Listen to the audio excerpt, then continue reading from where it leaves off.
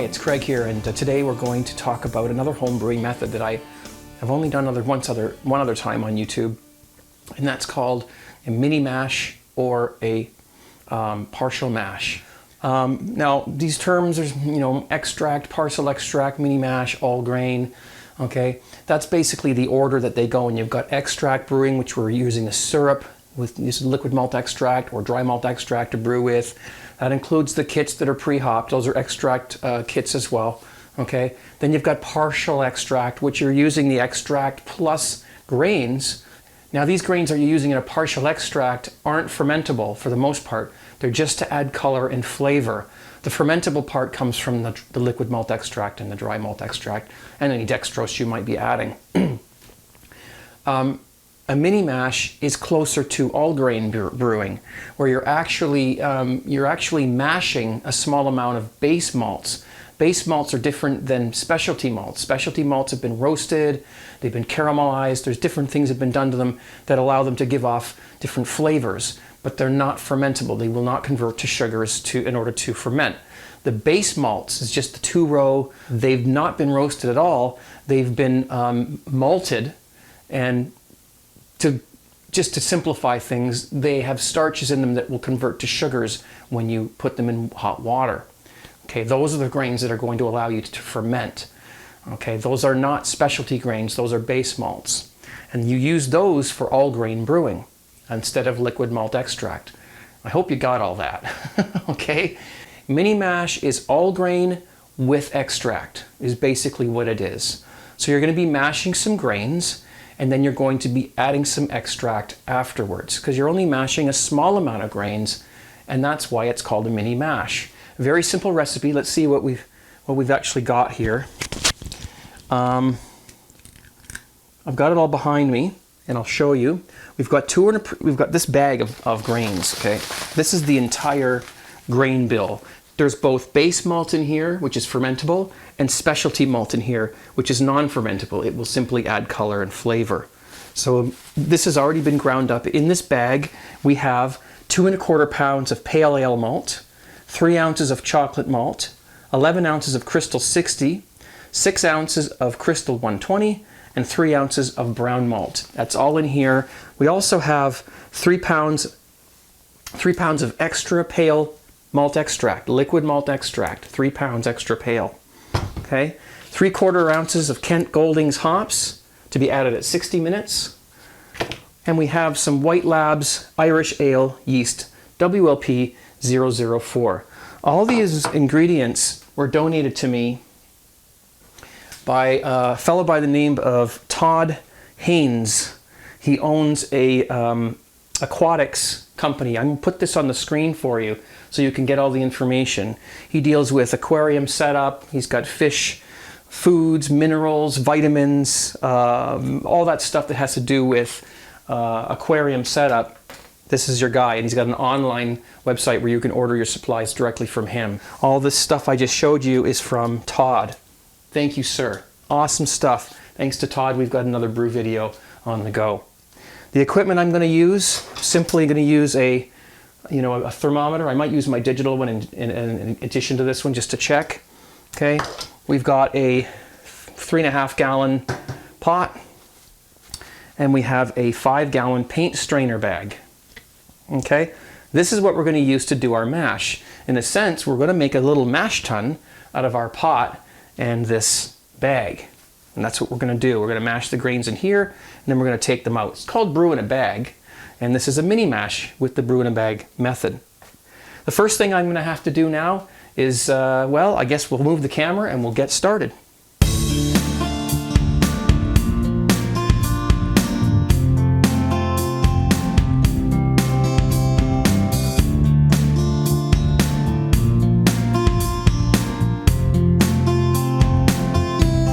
Okay, we're going to be mashing at approximately 155. So I've got my temperature up towards 160 because I know I'm going to lose a few degrees. I'm telling you guys right now, this is one of the easiest methods of brewing right here, apart from just simple extract. You just put your paint strainer bag in like that. Okay, And I'm going to stick my thermometer back on here so I can keep track of the temperature. I still want to be careful I don't poke a hole. And I'm going to mash in my grains.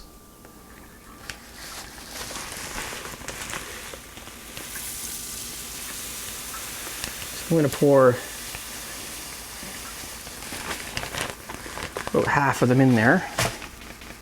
And if you're thinking about doing all grain, but you're a little bit afraid of the mashing process, I think this is a perfect way to practice with a mash. It's a mini mash. You don't need any special equipment. You don't need a cooler. You don't need a mash tun. Just a fairly large pot and a paint strainer, which you can buy at just about any paint store. But I'm taking the same precautions here as I would with an all grain batch, and in that I'm making sure that I don't end up with any dough balls in here in the mash.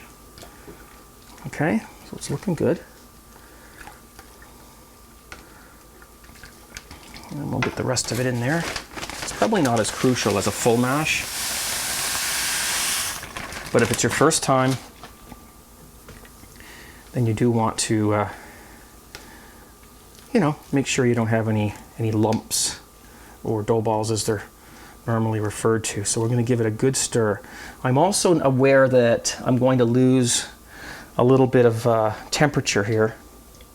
But we are at 150. So what I'm going to do is just turn the heat on very low to bring it up to the recommended 155.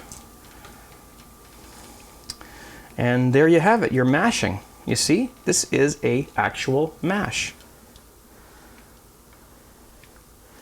That's it. So I'm going to put the lid on this. I'm actually going to watch the temperature for a few minutes just to get it back up to 155, which is what the instructions recommend. And then I'm going to turn off the heat and let it mash for 45 minutes. That is what the instructions recommend.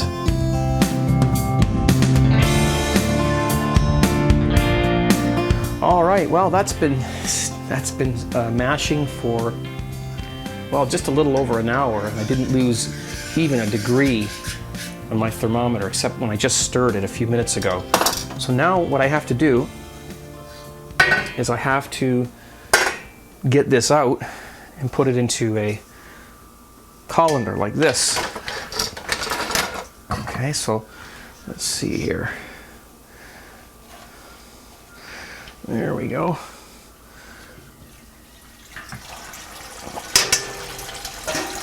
Let her drain. There, whoops. Oh, there we go.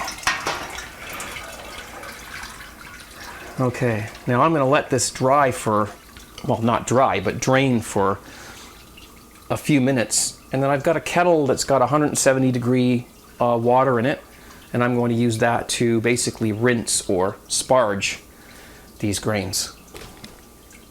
Okay, it took about 5 minutes to drain these so that there's just a few drips coming off the bottom. Don't squeeze them.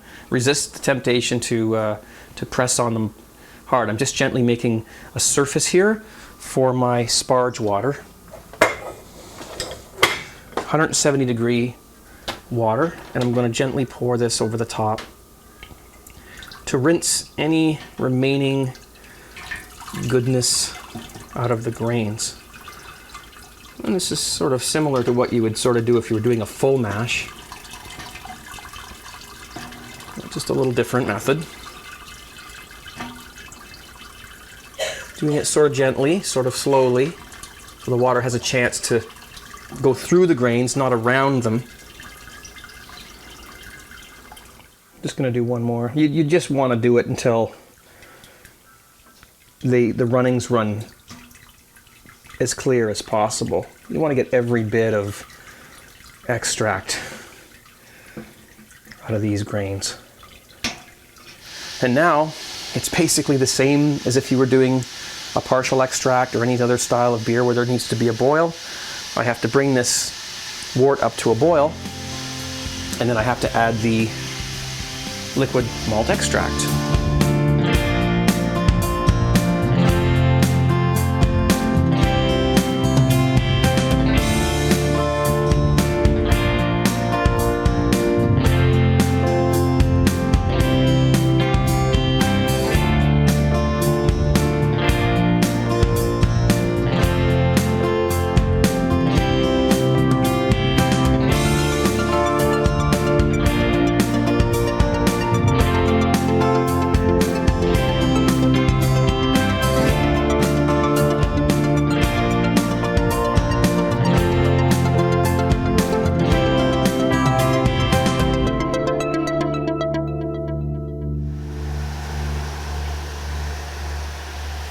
All right, so we've added our liquid malt extract. We're gonna bring it back up to the boil, watch for a hot break, and then we're just gonna add our first and only addition of Kent Golding's hops. I mean, this couldn't get any easier.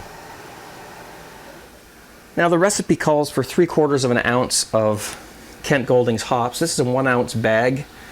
I'm just gonna add the whole thing. I don't know whether it's gonna make that much of a difference, 1/4 of an ounce. These are bittering hops. So what am I gonna do with a 1/4 of an ounce of hops? I may as well just throw them all in. All right, with 15 minutes left in the boil, I stuck my wort chiller in there to sterilize it. I always move my wort chiller around in the wort. It just cools it down a lot faster.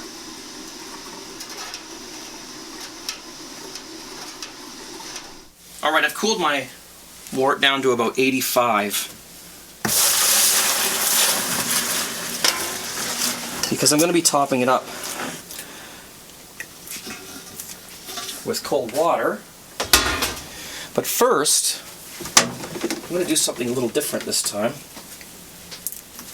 I'm going to aerate the wort using this drill attachment.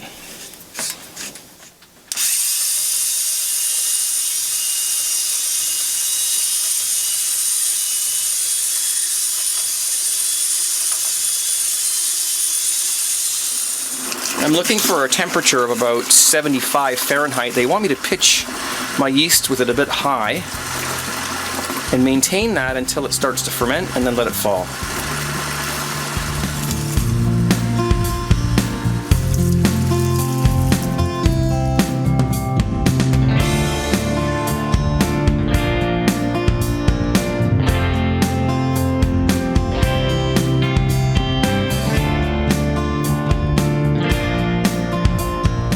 All right, well that was fun and easy, and it's been sitting in the keg for well, a couple of weeks now. It brewed for about a week and a half, maybe 2 weeks at 70 degrees Fahrenheit. I just kegged it up a few days ago. Did I say a week? Maybe not, just under a week ago. And here it is. And I'll tell you something, apart from the frost on the side of the glass, it's crystal clear. And as you saw in the video, we didn't use any clearing agents. Okay. Now this is it's supposed to be a very light beer, light tasting and light in the alcohol. You wouldn't think so because of the color of it. But let's give it a whirl. I've already tasted it. I'm not going to lie about that. But I will give it a try here, and I'll give you a little profile on it.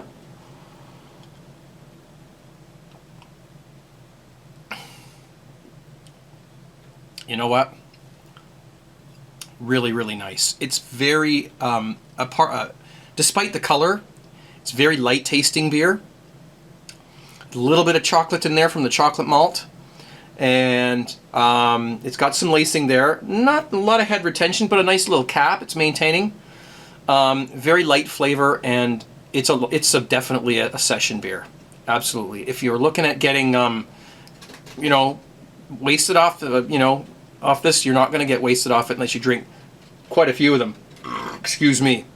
It's quite carbonated, and it's like a very light tasting dark ale is really what it tastes like. Very sessionable, very unobtrusive, and thirst quenching. Very thirst quenching.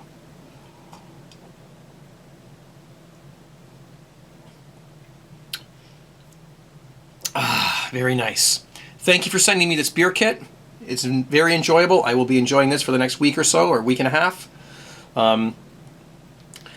You're kind of fooled by the color, you know. You'd think it's a dark, you know, sort of malty tasting beer. There's not a lot of hop profile in the beer. There was only one hop addition, as you saw, and it's just a thirst quencher. Great on a hot summer afternoon after you cut the grass. And rather than pouring yourself a Pilsner or a lager, you get something with a little more flavor in it, but it's still light and it's still refreshing. Cheers.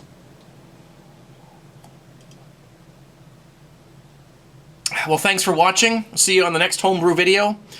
take care, brew those beers, and cheers, 17.